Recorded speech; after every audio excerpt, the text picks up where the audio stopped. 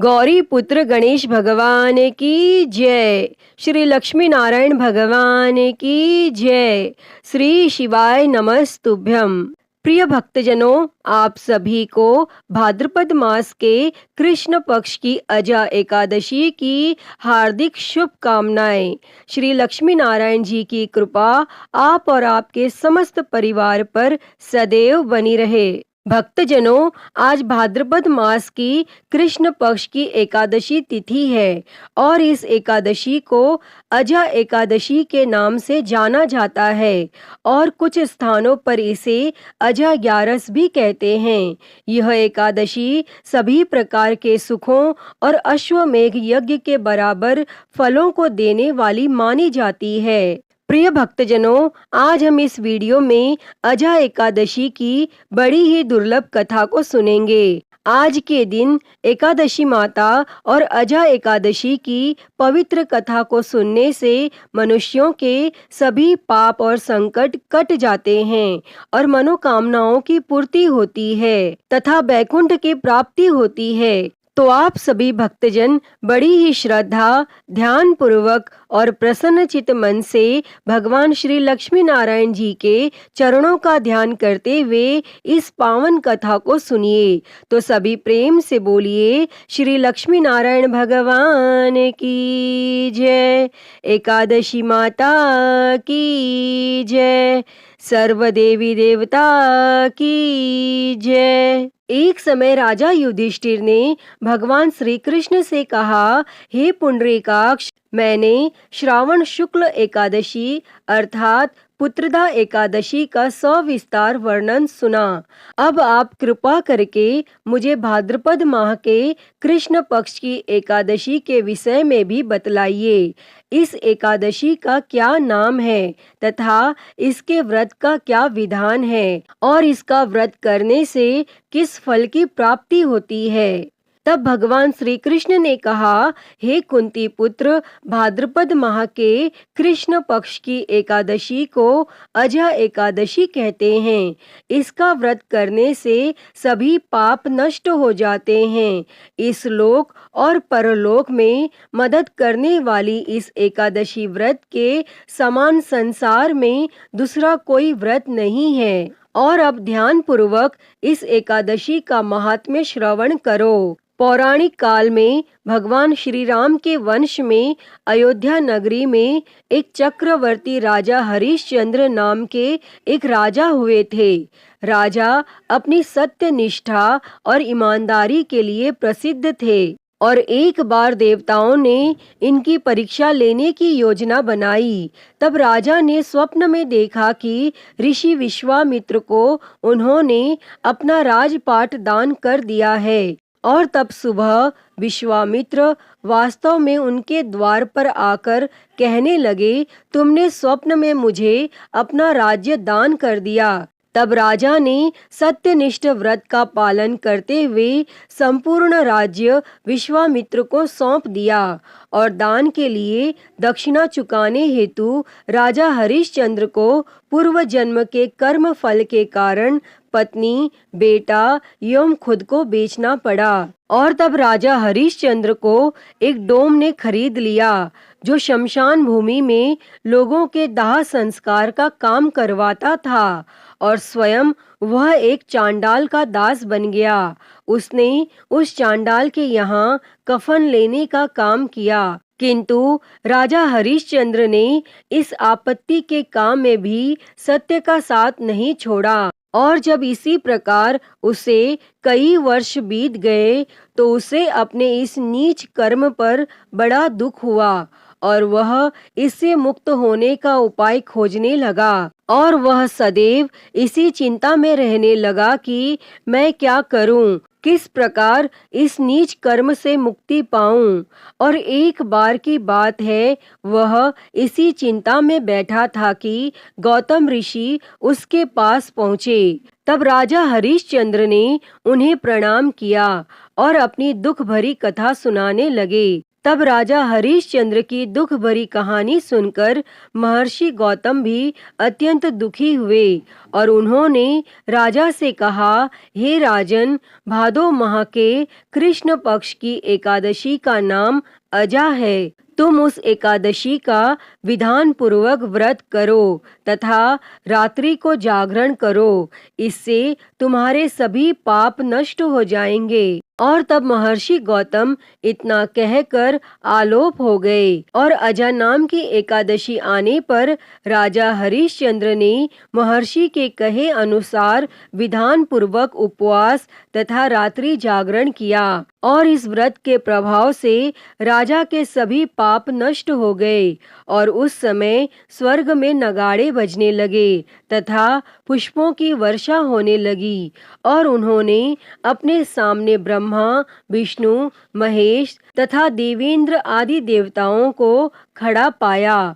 उन्होंने अपने मृतक पुत्र को जीवित तथा अपनी पत्नी को राजसी वस्त्र तथा आभूषणों से परिपूर्ण देखा और व्रत के प्रभाव से राजा को पुनः अपने राज्य की प्राप्ति हुई। और वास्तव में एक ऋषि ने राजा की परीक्षा लेने के लिए यह सब कौतुक किया था, परंतु अजा एकादशी के व्रत के प्रभाव से ऋषि द्वारा रची गई सारी माया समाप्त हो गई और अंत समय में हरिश्चंद्र अपने परिवार सहित स्वर्ग लोक को गए। तब भगवान श्री कृष्ण बोले, हे राजन, यह सब अजा एकादशी के व्रत का प्रभाव था।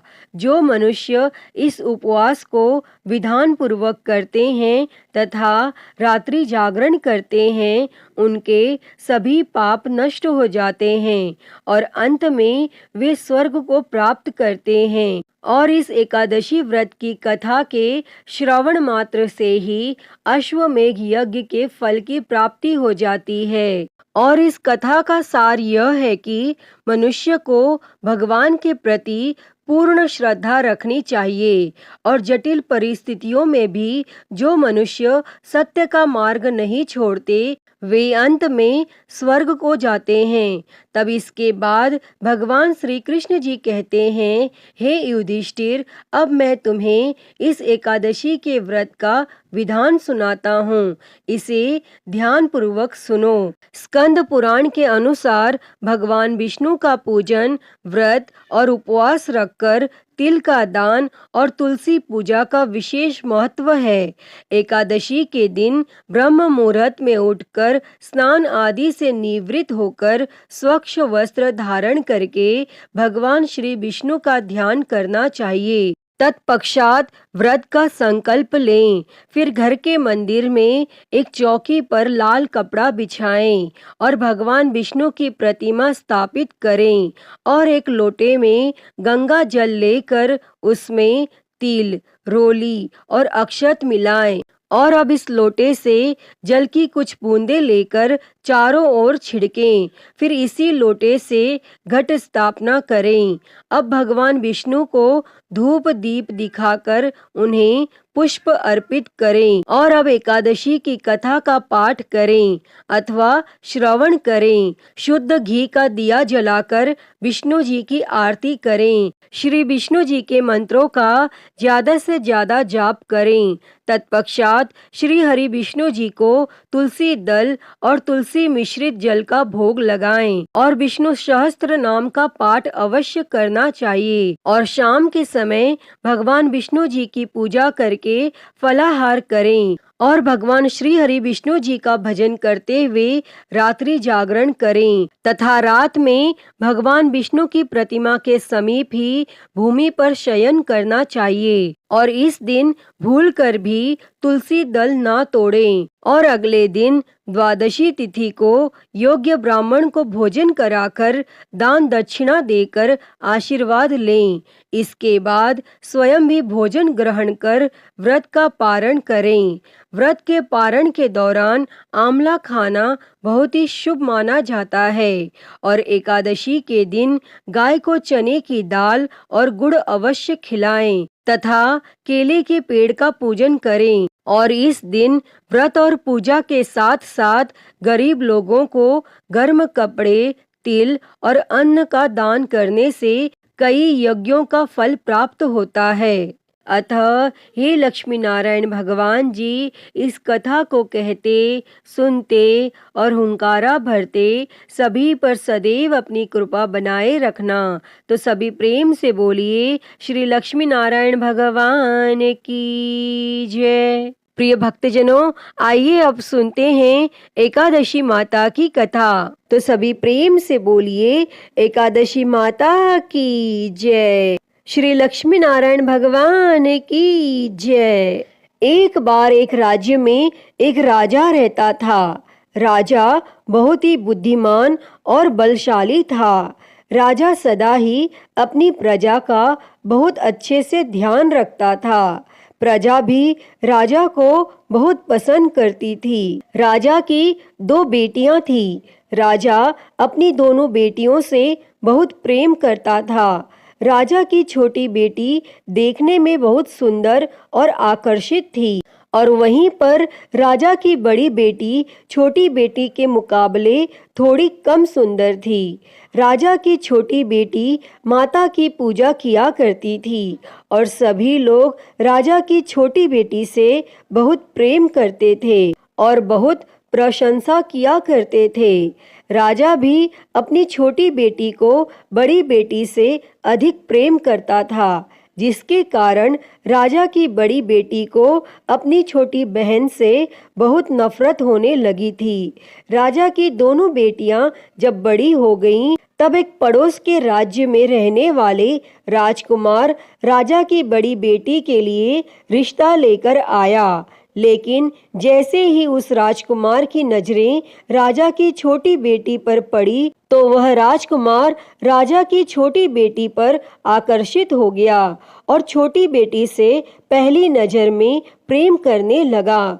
और उस राजकुमार ने राजा की बड़ी बेटी के साथ विवाह करने से मना कर दिया और उसने राजा से कहा कि मैं आपकी छोटी बेटी से विवाह करना चाहता हूँ।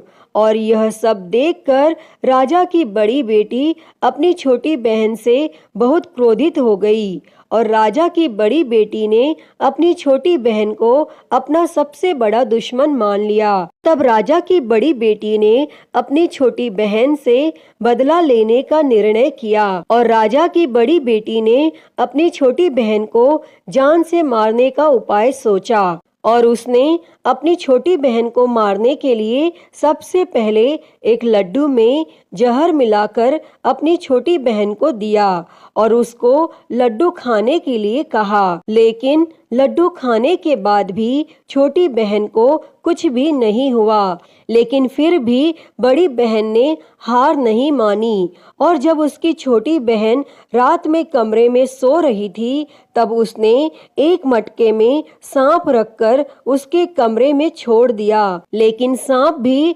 छोटी बहन का कुछ नहीं कर पाया। जिसके बाद बड़ी बहन ने छोटी बहन से कहा कि चलो हम लोग कुएं में से पानी भरकर लाते हैं। और वह अपनी छोटी बहन को पानी भरने के बहाने कुएं के पास ले गई और उसने अपनी छोटी बहन को कुएं में धक्का दे दिया। लेकिन छोटी बहन को तब भी कुछ नहीं हुआ, क्योंकि हर बार ग्यारस माता उसकी रक्षा कर रही थी और उधर बड़ी बहन अपने सारे प्रयास के बाद भी असफल हो रही थी, जिससे वो बहुत क्रोधित हो गई। और फिर उसने अपनी छोटी बहन के पास जाकर उससे प्रश्न किया कि मेरी छोटी बहन, क्या तुमको पता है कि भगवान ने सबकी मृत्यु एक निश्चित समय पर लिखी हुई है और कैसे तुम्हारी या मेरी मृत्यु होगी, क्या यह तुम जानती हो? तब छोटी बहन ने अपनी बड़ी बहन को बताया कि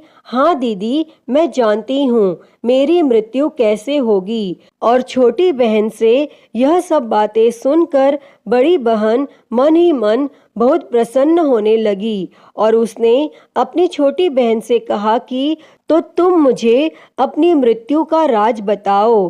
तब छोटी बहन ने अपनी बड़ी बहन से कहा कि मेरी मृत्यु तो एक तोते में है, जो तोते के गले में एक हार है, उससे मेरी मृत्यु होगी। जब कोई भी व्यक्ति तोते को मारकर उस हार को अपने गले में पहने तो मैं मूर्छित हो जाऊंगी, और जैसे ही उस हार को अपने गले से उतारे तो मैं वापस से जीवित हो जाऊंगी। और फिर अपनी छोटी बहन की मृत्यु का राज जानकर बड़ी बहन बहुत खुश हुई और उसने अपनी छोटी बहन को मारने के लिए उसके पालतू तोते को ढूंढना शुरू कर दिया। और छोटी बहन को इस बात का आभास हो गया था कि कोई उसकी जान लेना चाहता है, जिसके लिए वह अपने पिताजी के पास गई और उसने अपने पिताजी से कहा कि पिताजी, मेरी मृत्यु के बाद आप मुझे मत जलाइएगा,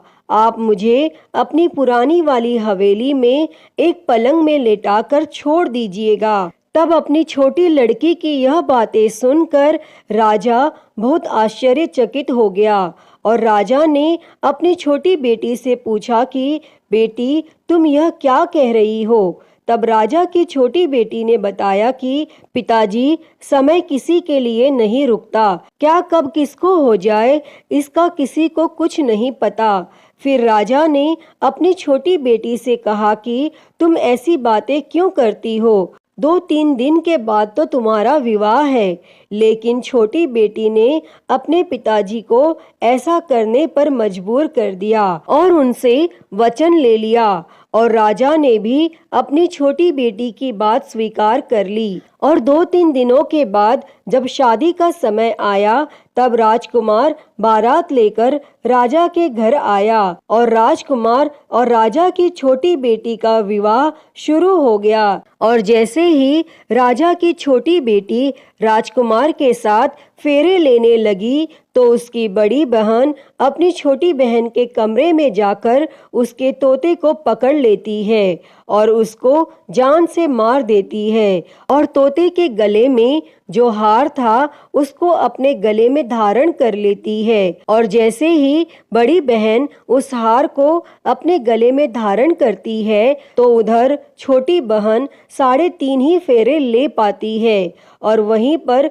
बेहोश होकर गिर जाती है। जिसके बाद राजा ने बड़े बड़े हकीमों को बुलाया और अपनी छोटी बेटी का इलाज करने के लिए कहा। और राजा की बात सुनकर जब वैद्य ने छोटी बेटी को देखा तो राजा को बताया कि आपकी छोटी बेटी ना तो जीवित है और ना मरी हुई, ऐसा मैं पहली बार देख रहा हूँ। तब राजा ने वैद्य और हकीम को यह बात बाहर बताने से मना कर दिया और उनको कहा कि अगर तुमने यह बात किसी को बाहर बताई तो हम तुमको फांसी दे देंगे। और राजा ने अपनी छोटी बेटी को पुराने महल में जाकर एक पलंग में लेटा दिया और वहां पर कुछ सैनिकों को तैनात कर दिया। इसके बाद राजा वापस अपने महल पर आ गया और राजा की बड़ी बेटी अपने पिताजी के पास आई और कहने लगी कि पिताजी, अगर यह शादी संपन्न नहीं हुई तो आपकी इज्जत का क्या होगा? आप कहें तो मैं आपकी इज्जत बचाने के लिए राजकुमार से शादी करने के लिए तैयार हूँ। जिसके बाद राजा ने अपनी बड़ी बेटी की बात मान ली और राजा ने बड़ी बेटी को छोटी बेटी के कपड़े पहनाकर मंडप में भेज दिया। लेकिन राजकुमार यह जान गया कि यह राजा की छोटी बेटी नहीं है, बल्कि यह राजा की बड़ी बेटी है। लेकिन जब राजकुमार ने शादी करने से मना किया तो सभी लोगों ने राजकुमार को बेवश करके राजा की बड़ी बेटी से बचे हुए फेरों को संपन्न करा दिया और विवाह संपन्न हुआ। जिसके बाद राजकुमार राजा की बड़ी बेटी को अपने महल में ले गया और विवाह होने के बाद राजकुमार उससे ना तो बात करता था, न उसे पसंद करता था और ना ही उसके आसपास भटकता था। और राजकुमार ने यह फैसला लिया था कि वह अपनी प्रेमिका को ढूंढ कर रहेगा और यह जान कर रहेगा कि उसके साथ क्या हुआ है। एक दिन राजकुमार अपने घोड़े पर सवार होकर राजा के पुराने महल के पास पहुंचा, जहां पर उसने कुछ सैनिकों को देखा। महल के पास पहुंचकर राजकुमार ने जब महल को ध्यान से देखा तो वह समझ गया कि यह तो हमारे ससुर जी का ही महल है। तब राजकुमार ने सैनिकों से पूछा कि तुम लोग यहाँ क्या कर रहे हो और इस महल के अंदर उस पलंग में कौन लेटा है। जिसके बाद सैनिकों ने बताया कि यहाँ पर राजा की छोटी बेटी लेटी है। और यह सुनकर राजकुमार बहुत प्रसन्न हो गया और वह तुरंत अपनी प्रेमिका के पास पहुंच गया और उसकी सेवा करने लगा।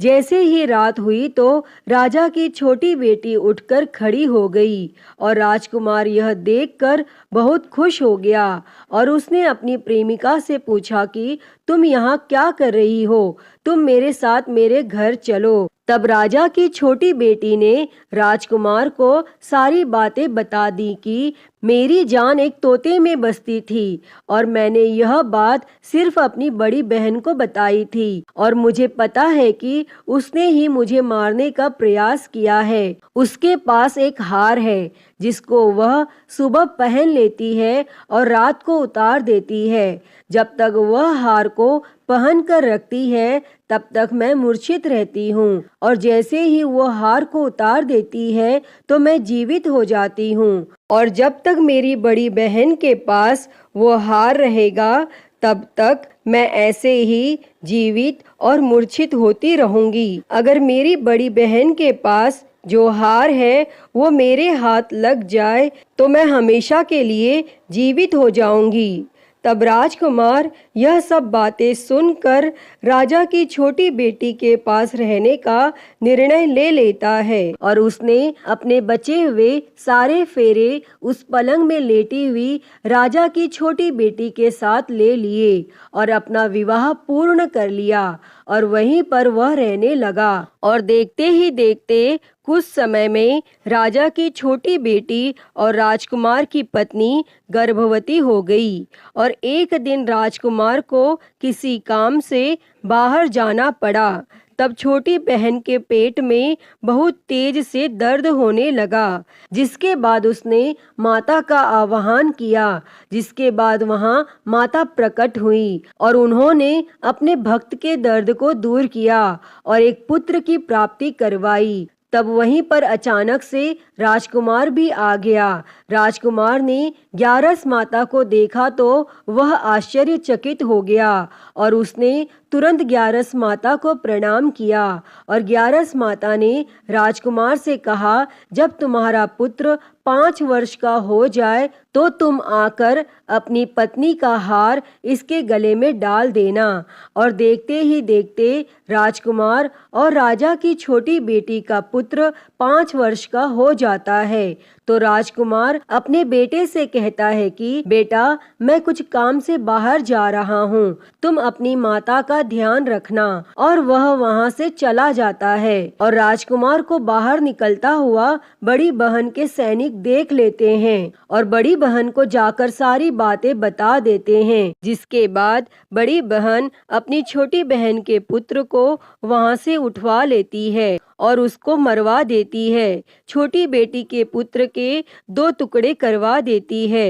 पहला टुकड़ा चक्के के पास छुपा देती है और दूसरा टुकड़ा अपने पलंग के नीचे रख लेती है। और तब ग्यारस माता भिखारी का रूप लेकर आती हैं और एक भिखारी का रूप रखकर बड़ी बहन के पास चली जाती हैं। जिसके बाद वहां पर वह भिक्षा मांगने लगती हैं। तो बड़ी बहन अपने नौकरों से कहती है कि जाकर भिक्षा दे दो। लेकिन जैसे ही नौकर ग्यारस माता को भिक्षा देने के लिए आते हैं तो माता उन्हें मना कर देती है और कहती है कि मैं तुम्हारी महारानी से ही भिक्षा लूंगी। जिसके बाद बड़ी बहन स्वयं ही भिक्षा देने के लिए माता के पास आती है। तब माता एक बिल्ली का रूप लेकर उसके कमरे में चली जाती है और वहाँ पर छोटी बेटी के पुत्र के 2 टुकड़े को आपस में जोड़ देती हैं और उसे जीवित कर देती हैं और फिर उसे वहाँ से ले जाती हैं। तब राजकुमार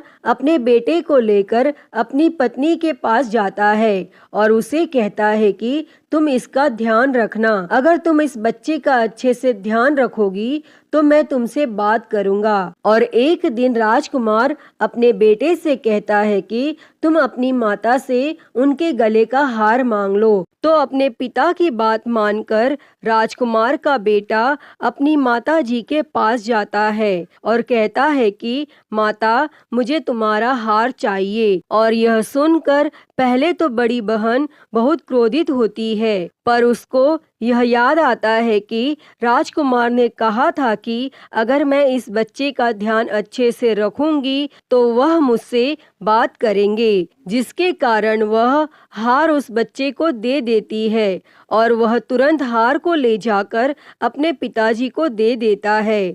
और तभी राजकुमार अपने बेटे को लेकर वहां से जाने लगता है और अपनी पत्नी से कहता है कि तुम हमारे लिए खाना बनाकर रखना, मैं शाम को आकर तुम्हारे साथ खाना खाऊंगा। और वह अपने बेटे को लेकर वहां से चला जाता है और उसके बाद वह राजा के पास जाता है और उनको सारी बातें बता देता है। तब राजा अपनी बड़ी बेटी की यह करतूत सुनकर बहुत क्रोधित होते हैं और अपनी परवरिश पर ही दोष देने लगते हैं।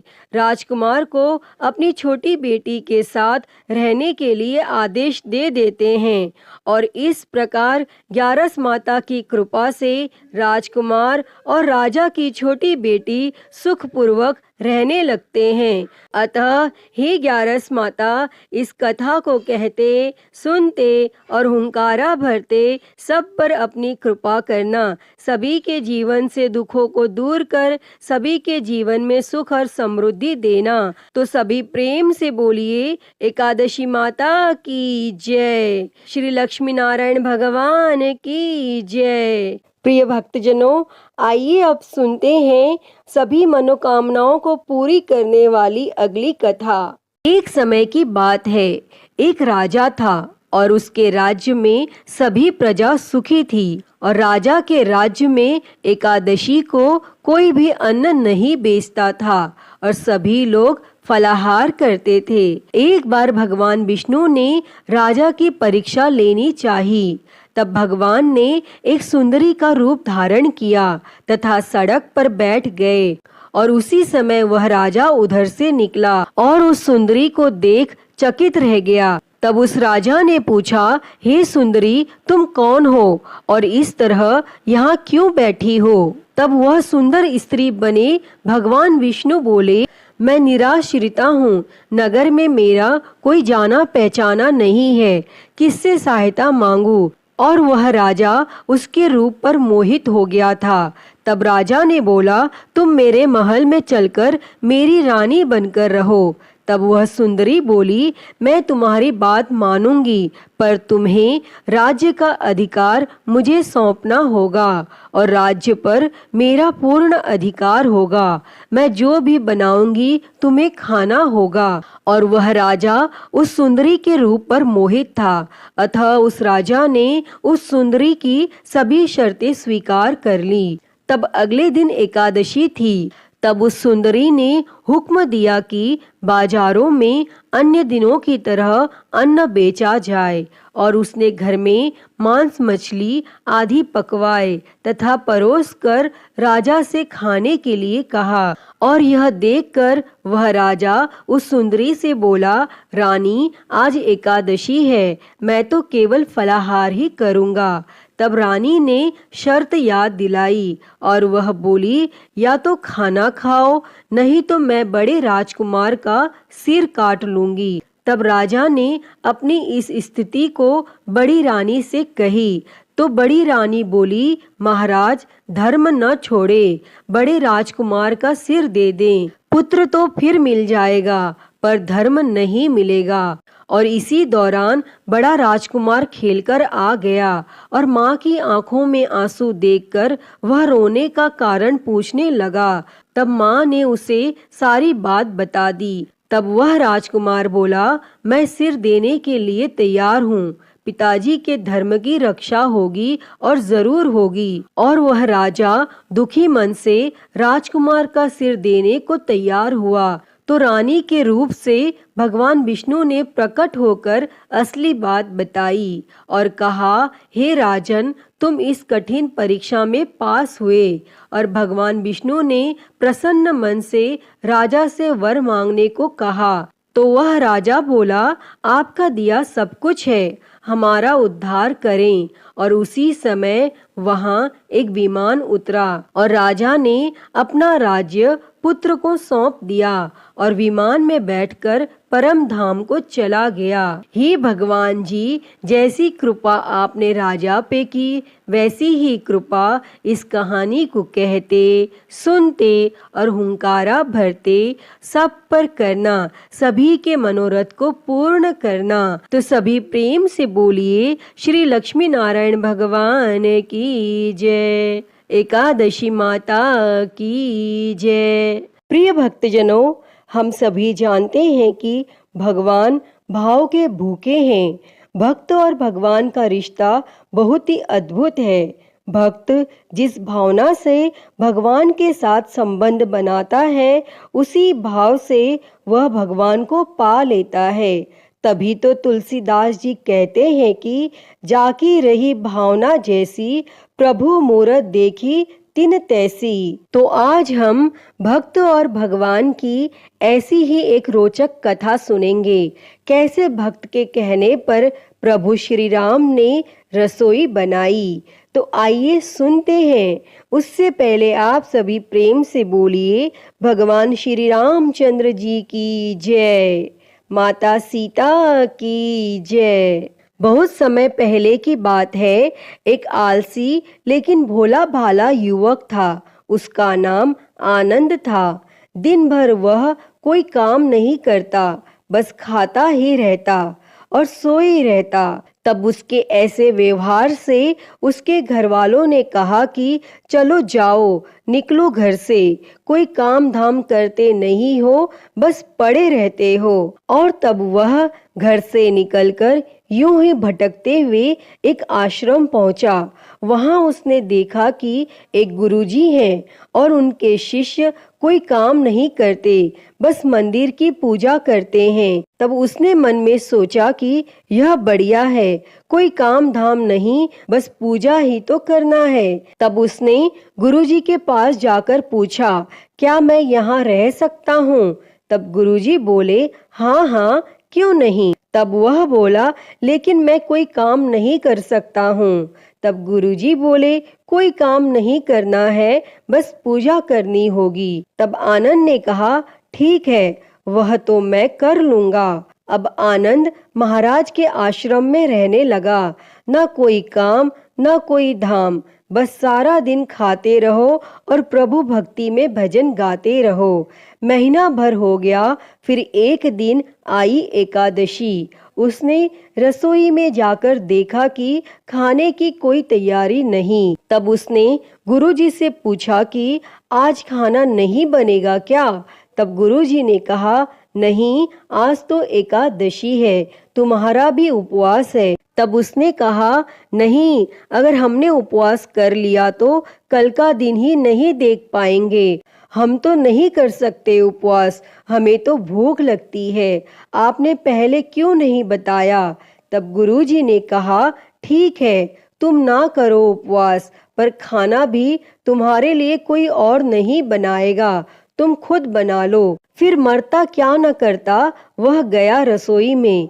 तब गुरुजी फिर आए और उन्होंने कहा, देखो, अगर तुम खाना बना लो तो भगवान राम जी को भोग जरूर लगा लेना और नदी के उस पार जाकर बना लो रसोई। तब वह बोला, ठीक है।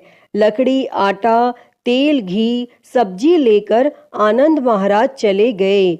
जैसे तैसे खाना भी बनाया और जैसे ही खाना खाने लगा तो याद आया कि गुरुजी ने कहा था कि राम जी को भोग लगाना है, और वह लगा भजन गाने। आओ मेरे राम जी, भोग लगाओ राम जी, प्रभु राम आइए, श्री राम आइए, मेरे भोजन का भोग लगाइए। और जब कोई न आया तो वह बेचैन हो गया कि यहाँ तो भूख लग रही है और राम जी आ ही नहीं रहे। और वह भोला मानस जानता नहीं था कि प्रभु साक्षात तो आएंगे नहीं, पर गुरुजी की बात मानना जरूरी है। फिर उसने कहा, देखो प्रभु राम जी, मैं समझ गया कि आप क्यों नहीं आ रहे हैं। मैंने रूखा सूखा बनाया है और आपको तरमाल खाने की आदत है, इसीलिए नहीं आ रहे हैं। तो सुनो प्रभु, आज वहाँ भी कुछ नहीं बना है, सबकी एकादशी है और खाना हो तो यह भोग ही खा लो। और तब प्रभु श्री राम अपने भक्त की सरलता पर बड़े मुस्कुराए और माता सीता के साथ प्रकट हो गए, और वह आनंद असमंजस में पड़ गया। गुरुजी ने तो कहा था कि राम जी आएंगे, पर यहाँ तो माता सीता भी आई हैं, और मैंने तो भोजन बस 2 लोगों का ही बनाया है। चलो कोई बात नहीं, आज इन्हें ही खिला देते हैं। और वह बोला, प्रभु मैं भूखा रह गया, लेकिन मुझे आप दोनों को देखकर बड़ा अच्छा लग रहा है। लेकिन अगली एकादशी पर ऐसा न करना, पहले बता देना कि कितने जन आ रहे हो, और हाँ, थोड़ा जल्दी आ जाना। और तब प्रभु श्री राम जी उसकी बात पर बड़े मोहित हुए और प्रसाद ग्रहण करके चले गए। और फिर अगली एकादशी तक यह भोला मानस सब भूल गया। उसे लगा कि प्रभु ऐसे ही आते होंगे और प्रसाद ग्रहण करते होंगे। फिर से एकादशी आई, तब उसने गुरुजी से कहा, मैं चला अपना खाना बनाने, पर गुरुजी थोड़ा ज्यादा अनाज लगेगा, वहाँ 2 लोग आते हैं। गुरुजी मुस्कुराए, उन्होंने सोचा भूख के मारे बावला है। उन्होंने कहा, ठीक है, ले जा और अनाज ले जा। और अब की बार उसने 3 लोगों का खाना बनाया और फिर से गुहार लगाई, प्रभु राम आइए, सीता राम आइए, मेरे भोजन का भोग लगाइए। और प्रभु की महिमा भी निराली है। भक्त के साथ कौतुक करने में उन्हें भी बड़ा मजा आता है। और इस बार प्रभु श्री राम माता सीता सहित अपने भाई लक्ष्मण, भरत, शत्रुघ्न को लेकर आ गए, और उन्हें देखकर आनंद को चक्कर आ गया। अरे ये क्या हुआ, एक का भोजन बनाया तो 2 आए, आज 2 का खाना ज्यादा बनाया तो पूरा खानदान आ गया, लगता है आज भी भूखा ही रहना पड़ेगा। तब उसने सबको भोजन लगाया और बैठे बैठे देखता रहा, और अनजाने में ही उसकी भी एकादशी हो गई। फिर अगली एकादशी के आने से पहले ही उसने गुरुजी से कहा, गुरुजी, ये आपके प्रभु राम जी अकेले क्यों नहीं आते? हर बार कितने सारे लोग ले आते हैं, इस बार अनाज ज्यादा देना। तब गुरुजी को लगा कहीं यह अनाज बेचता तो नहीं है, देखना पड़ेगा जाकर। और भंडार में कहा, इसे जितना अनाज चाहिए दे दो। और फिर एकादशी के दिन गुरुजी उसके पीछे छुपकर उसे देखने चल पड़े। इस बार आनंद ने सोचा, खाना पहले नहीं बनाऊंगा, पता नहीं कितने लोग आ जाएं, पहले बुला लेता हूँ फिर बनाता हूँ। फिर उसने टेर लगाई, प्रभु राम आइए, श्री राम आइए, मेरे भोजन का भोग लगाइए। और इस बार तो सारा राम दरबार मौजूद हो गया, और इस बार तो हनुमान जी भी साथ आए। लेकिन यह क्या, प्रसाद तो तैयार ही नहीं है। तब वो भोला भाला आनंद बोला, प्रभु इस बार मैंने खाना नहीं बनाया। तब प्रभु ने पूछा, क्यों? तो वह बोला, मुझे मिलेगा तो नहीं, फिर क्या फायदा बनाने का, आप ही बना लो और खुद ही खा लो। तब प्रभु राम जी मुस्कुराए और सीता माता भी गदगद हो गई उसके मासूम जवाब से। तब लक्ष्मण जी बोले, क्या करें प्रभु, तब श्री राम जी बोले, भक्त की इच्छा है पूरी तो करनी ही पड़ेगी, चलो लग जाओ काम में। तब लक्ष्मण जी ने लकड़ी उठाई, माता सीता आटा सानने लगी और यह सब वह आनंद एक तरफ बैठकर देखता रहा और माता सीता रसोई बना रही थी तो कई ऋषि मुनि और यक्ष गंधर्व प्रसाद लेने आने लगे और इधर गुरुजी ने देखा कि खाना तो बना नहीं और यह आनंद एक कोने में बैठा है। तब उन्होंने पूछा, बेटा क्या बात है, खाना क्यों नहीं बनाया? तब वह आनंद बोला, अच्छा किया गुरुजी आप आ गए, देखिए कितने लोग आते हैं प्रभु के साथ। तब गुरुजी बोले, मुझे तो कुछ नहीं दिख रहा तुम्हारे और अनाज के सिवा। तब उस आनंद ने माथा पकड़ लिया और बोलने लगा, एक तो इतनी मेहनत करवाते हैं प्रभु, भूखा भी रखते हैं और ऊपर से गुरुजी को दिख भी नहीं रहे, यह और बड़ी मुसीबत है। तब उसने प्रभु श्री राम से कहा, आप गुरुजी को क्यों नहीं दिख रहे हैं? तब प्रभु बोले, मैं उन्हें नहीं दिख सकता। तब वह आनंद बोला, क्यों?